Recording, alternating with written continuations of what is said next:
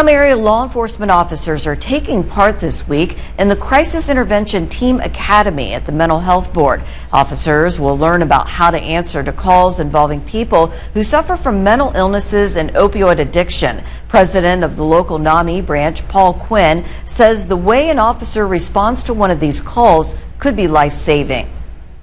The CIT Academy, here's the 14th year that we've offered it, and we have 24 officers who will this week learn about mental illness and addiction and techniques for de-escalating crisis situations.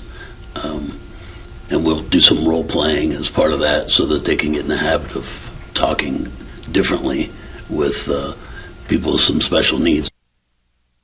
Each officer who finishes the training will leave with a CIT pin that they can wear on the lapel of the uniform and knowledge that will help them for years to come.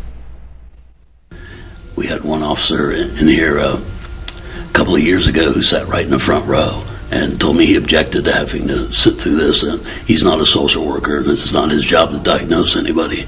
But by the end of the week, he said it was the most valuable program he'd had in some years. And I saw him a couple months later, and he went on at length to me about how helpful the training has been to him. So we know it's making a difference out there.